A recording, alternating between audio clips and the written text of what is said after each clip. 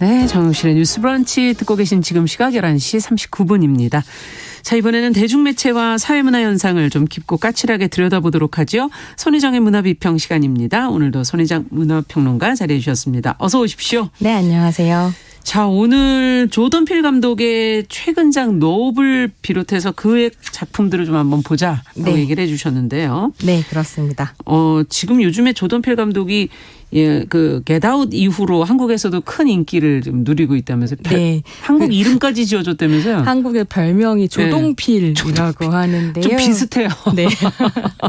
이게 네. 조던필 감독 같은 경우는 지금 미국의 아프로 아메리칸 영화의 새로운 흐름을 이끌고 있는 대표적인 감독이고요. 네. 원래 코미디언으로 사랑을 받다가 2017년에 겟아웃으로 이제 감독 데뷔를 하게 됩니다. 네. 이어서 어스, 높 등을 연출을 했는데요. 말씀하신 것처럼 한국에서 조동필이라는 별명을 갖고 있는데 네. 실제로 조던필 감독의 SNS인 트땡땡에 이렇게 들어가 보면 네네. 거기에 자기소개란이 이렇게 있잖아요. 거기에 조동필이라고 한국어로 써놨습니다. 써놨어요? 네. 알고 있어요, 그러면요? 네, 굉장히 이제 사랑을 받고 있는 걸 알고 있고 이게 왜 그럴 정도냐면 겟아웃이 한국에서 극장에서만 한 240만 명 정도의 관객이 영화를 보았고요. 네. 이게 뭐 영화의 버짓이라든가 아니면 무거운 주제 같은 거 생각하면 상당한 흥행 기록이었고, 그렇군요. 예, 그래서 이제 굉장히 사랑받는 감독 중에 한 명입니다. 네. 원래 시나리오도 썼던 것으로 알고 네, 있는데. 그래서 이 뭐 겟아웃을 시나리오를 직접 썼고 아카데미에서 각본상을 받기도 했습니다. 그러네요. 자, 뭐 이 본격적으로 조던 필 감독 얘기를 하기 전에 할리우드가 사실은 냉정하게 보자면 좀 백인 중심의 네. 산업이 아닌가 이런 생각도 좀 들고 네, 그렇습니다. 할리우드 안에서의 흑인 영화에 대해서도 저희가 먼저 좀 짚어보고 가는 게 좋지 않을까 싶어요. 왜냐하면 말씀드렸던 것처럼 지금 이제 흑인 영화의 어떤 새로운 흐름이라는 것의 한가운데 조던필 감독이 있기 때문에 어떤 역사적인 의미가 있는지 좀 볼 필요가 있을 것 같은데요. 네. 말씀하신 것처럼 헐리우드 자체가 매우 백인 중심적일 그렇죠. 뿐만이 아니라 미국 사회와 역사를 백인 중심적으로 상상하도록 만드는 데 이제 엄청나게 기여한 미디어가 맞아요. 그 책임을 가지고 있는 게 헐리우드이기도 합니다. 그래도 어떤 흐름이랄까요? 경향으로 좀 보자면 1970년대 초중반에 흑인을 주인공으로 하는 흑인 관객을 위한 영화들이 등장해서 대단한 인기를 누렸던 때가 있었는데요. 네. 일명 블랙스플로이테이션 장르입니다. 이게 이제 뭐 마약, 폭력, 섹스 등을 주로 다루었었던 익스플로이테이션 장르의 하위 장르처럼 흑인 버전이라고 할 수 있겠고요. 네. 어떻게 보면 60년대까지 흑인 민권 운동의 영향 아래에서 흑인들이 대중적으로 각성하고 또 흑인의 사회적 지위가 올라감에 따라서 그 사람들 이제 주관객으로 하는 영화가 등장한 거죠. 그래서 블랙스플로이테이션은 말씀드린 것처럼 이제 폭력 이런 것도 연루되어 그렇죠. 있다 보니까 상당히 폭력적이기도 했고 한편으로는 흑인에게 덧씌워져 있는 어떤 스테레오타입을 강화시키는 거 아니냐. 그런 면이 있네요. 예, 라는 비판을 받기도 했지만 그럼에도 불구하고 흑인들이 중심으로 주인공이 되어서 악당이 또 대체로 백인들이거든요. 단죄하고 이런 장면들도 나오면서 흑인들에게 힘을 주는 영화이기도 했고요. 한편으로는 피해자로만 생각되던 어떤 흑인의 이미지라고 하는 것을 제고하게 하는 그런 역할을 했던 평가를 받기도 합니다. 그리고 그 인기 자체가 흑인 관객을 넘어서 굉장히 광범위한 것이고 이후에 헐리우드 영화에도 영향을 많이 미쳤기 때문에요. 좀 의미가 있다고 볼 수 있을 텐데요. 네. 71년부터 75년까지 한 200여 편의 작품이 막 쏟아져 나왔다가 사실 그 이후로는 좀 명맥을 끊긴 아쉬운 장르이기도 합니다. 네. 그 이후에도 흑인 영화는 계속 그 역사는 이어져 오긴 했겠죠. 네. 또. 근데 뭐 80년대, 90년대 또 백래시의 시대를 지나면서 좀 어려움이 있었던 것 같은데요. 최근에 좀 변화가 또 등장하고 있어서 어떤 변화입니까? 이게 좀 재미있는데요. 오바마 정권기에서 이제 포스트 오바마 시대로 이어지고 있잖아요. 그렇죠. 이 시기에 확실히 흥미로운 변화가 좀 있었습니다. 특히 백인 우월주의자였었던 트럼프 그러니까 집권했던 시기에. 네, 그 시기에 트럼프랑 미국의 진보적인 대중문화를 대표하는 헐리우드가 서로 좀 각을 세우게 되거든요. 트럼프 헐리우드 너무 싫어하고요. 헐리우드의 셀레브리티들도 트럼프 사실 너무 싫어하고 이런 분위기가 좀 있었죠. 수상 때마다 한마디씩 했었죠. 그렇습니다. 그래서 또 한국에도 많이 공유가 되고 맞아요. 그랬었는데요. 그러다 보니까 할리우드 자체가 굉장히 뭐 한계를 가지고 있긴 하지만 나름대로 급진화된 부분이 있었고요.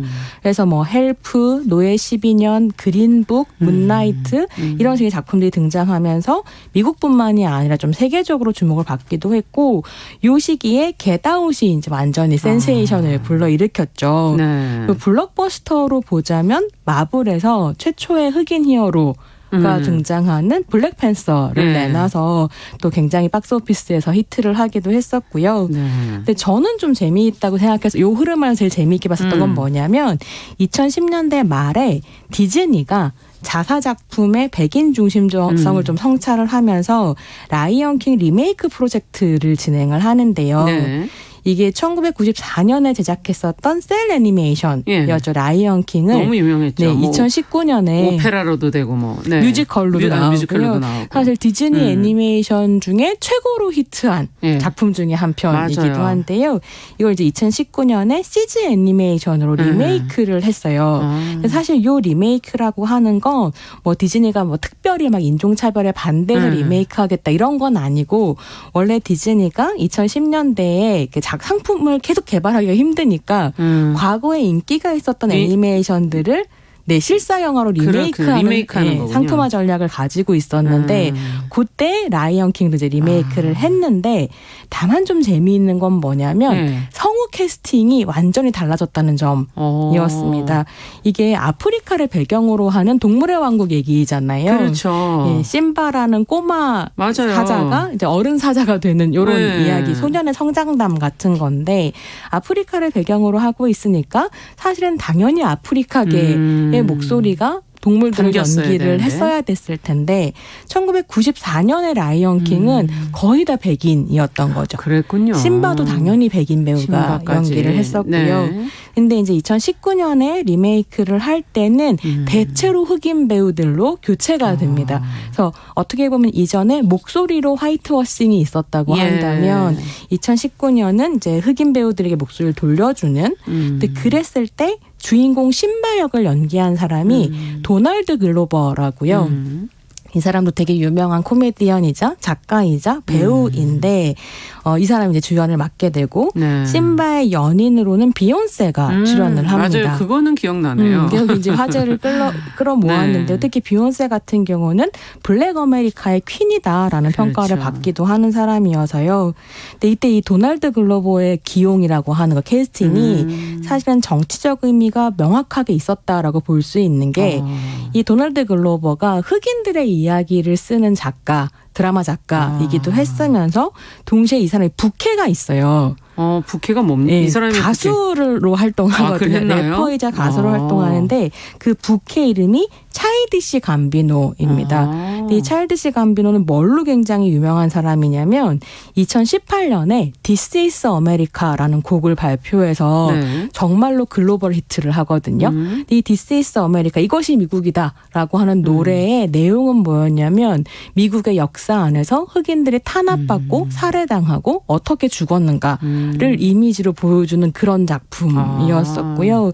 사실은 이렇게 백인 중심적인 미국을 비판하는 아티스트를 대표적인 인물이군요. 심바로 기용했다는 건 사실은 정치적인 의미가 그러네요. 있는 것이기도 했습니다. 네.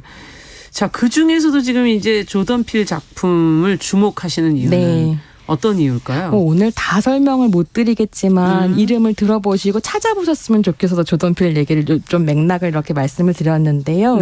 지금 극장에서 개봉 중인 노블 제가 이렇게 보면서 조던 필은 세계 영화사가 기억할 감독이 되겠다라는 생각을 했기 때문이기도 하고요.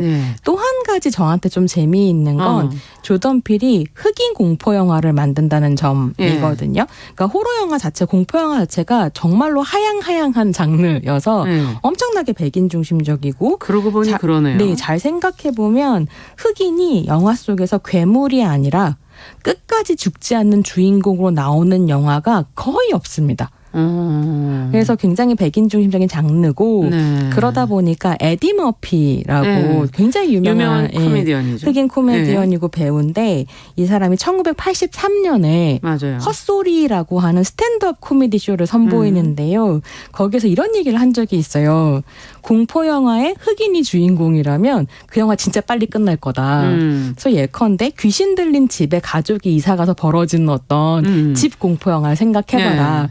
흑인 흑인 가족이 새로운 집을 막 사가지고 막 설레는 마음으로 그 집에 딱 들어가려 그러면 집에서 get out, 꺼져 이런 소리가 들릴 거다. 그러면 우리는 우리 여기 못 들어가는구나 하고 돌아 나오고 영화 끝이다 이런 얘기 하거든요.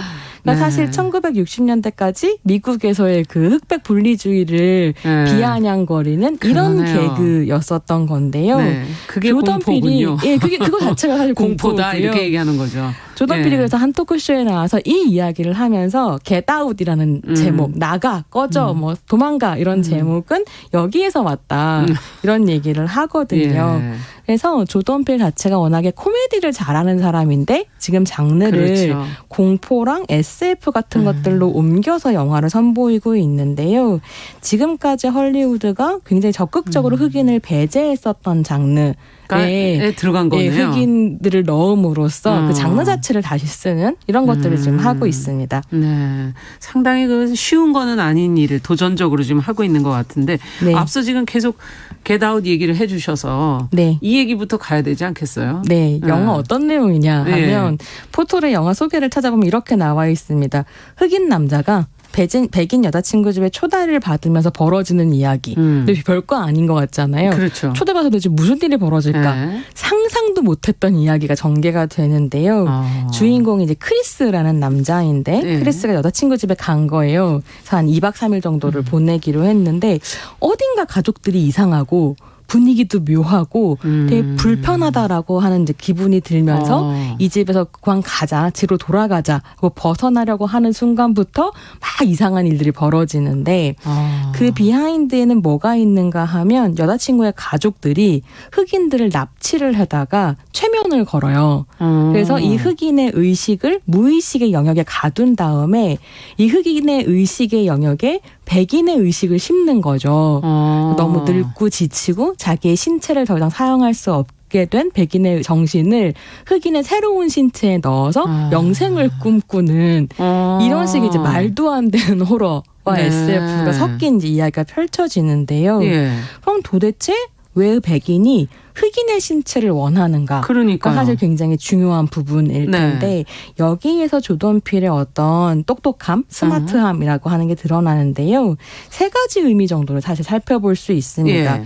첫 번째는 뭐냐면 백인 중심적이었던 제국주의가 아프리카를 침략하고 노예무역을 하고 이럴 때 사실 같은 사람을 노예화하는 거잖아요. 그렇죠. 이 노예화할 때의 어떤 논리나 뭐 이유 같은 것들, 합리적인 이유 같은 게 있어야 됐을 텐데 그랬을 때 백인은 이성, 흑인은 신체, 백인은 문명, 흑인은 자연 이렇게 이제 위치시키면서 흑인의 신체성만 부각하고 백인은 이성과 뇌, 사고방식 이런 것들 이제 이야기하는 거죠. 그러면서 육체와 신체를 이렇게 좀 하대하는 그런 문화가 있었죠. 그렇습니다. 예. 그래서 지적으로 우월한 백인이 흑인을 지배하는 걸 정당화해온 역사 안에서 흑인의 피지컬만 강조되는 이런 부분에 대한 비판이 한쪽에 있고요. 그러네요. 왜냐하면 백인들이 이제 막 크리스를 만져보고 막 이러면서 너 몸 진짜 좋다, 건강하다. 역시 흑인들은 짐승 같지, 막 이러면서 이제 추켜 세우는 이런 부분이 있고 또 하나는 오바마 정권 이후에 백인들이 역차별을 말하는 분위기가 있는 거죠. 예, 그렇죠. 그래서 이제 영화 안에 보면 어떤 장면이 있냐면 한 백인 남자가 크리스에게 이런 얘기를 해요.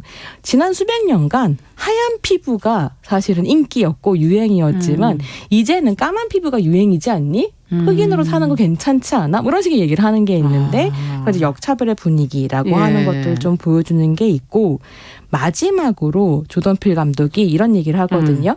이 영화는 다큐멘터리다. 공포도 코미디도 아니다. 이런 얘기해요. 그러니까 그건 현실이 실제로, 이만큼 문제라는 미국 거군요. 사회에서 흑인들이 경험하는 게 이런 이야기다라는 걸 강조하는 걸 텐데 그러면서 농담 반 진담 반으로 하는 얘기가 뭐냐면 카니에 웨스트 이야기로부터 겟아웃 하자는 영화다란 말을 하거든요. 네. 근데 이때 카니에 웨스트는 래퍼이면서 맞아요. 미국의 굉장히 유명한 연예인인데 네. 이 사람이 트럼프 지지자이기도 했고요. 그랬군요. 노예제가 수백 년간 계속되어 온 걸 보면 흑인들이 선택한 문제다라는 막말을 하기도 했고 자기 본인이 막 대통령 선거에 나가기도 하고 이러거든요. 그래서 굉장히 이제 미국의 흑인 사회 안에서 카니에 웨스트에 대한 비판의 목소리가 높은데요.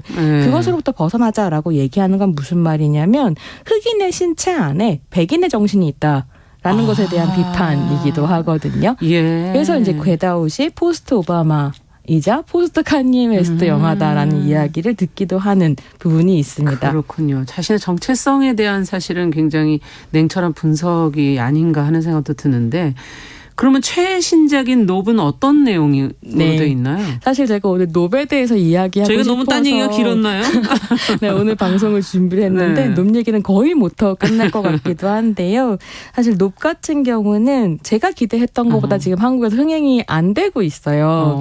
요즘 한 40만 명 정도 본 것 같은데 겟아웃에서 주인공을 연기했었던 다니엘 칼루야가 이번에 이제 주인공 오제이 역을 연기합니다. 말농장을 운영하고 있는 청년 흑인 남성인데 오늘 거대한 비행체가 나타나서 오제이의 말농장의 말들을 이제 막 잡아가는 거죠. 그래서 오제이가 저게 UFO인가 보다. 그래서 저거를 찍어가지고 이제 돈을 벌자 이미지를 만들어서 뭐 이런 생각을 동생인 M, 여자 동생인 M이 있는데 둘이 함께 하면서 벌어지는 어떤 이야기인데요. 예상도 못했던 그 날아다니는 비행체의 정체가 예상도 못했던 것으로 뭘까? 드러나고 굉장히 흥미로운 부분이 있어서 함께 보시면 좋을 것 같습니다. 네. 여기 아쉬운데요. 더 얘기 알고 싶은데. 네. 여기서 남성과 여성을 재현하는 방식이 흥미롭다면서요. 이게 사실은 그러니까 조던 필 감독의 남성 캐릭터들이 굉장히 흥미로운 부분이 있는데요. 미국 사회가 흑인 남성에 대해서 가지고 있는 편견 같은 게 있죠. 아까 뭐 짐승이란 말도 있었지만 굉장히 육체적으로 강하고 근데 뭐 지적으로는 좀 충분하지 않고 폭력적이고 뭐 범죄나 저지르고 이런 이미지들이 있는데 사실 조던 필은 그런 흑인 남성을 그리지 않습니다. 다양한 흑인 남성이 있다. 그리고 그래서 그 흑인 남성들 안에서도 굉장히 젠틀하고 뭐 스마트한 어떤 이미지를 보여주는데 그 남자가 결과적으로는 이제 자기의 위기를 깨쳐 나오면서 어떤 식의 영웅으로 성장하는가 이런 것들을 보여주는 점들이 좀 재미있거든요. 그래서 오늘 이 이야기를 다 못했기 때문에 다음에 기회를 또 한번 찾아서 소개할 수 있는 시간을 준비해 보도록 하겠습니다. 그러네요. 좀 아쉽네요. 노브 얘기는 많이 못했네요. 조던 필 감독의 영화 같이 다뤄봤습니다. 오늘 특히 흑인 영화에 관한 이야기를 좀 나눠봤습니다. 손희정 문화평론가와 함께했습니다. 말씀 잘 들었습니다. 네, 감사합니다. 자, 정용실의 뉴스 브런치 수요일 순서 같이 인사드릴게요. 저는 내일 오전 11시 5분에 다시 뵙겠습니다. 안녕히 계십시오.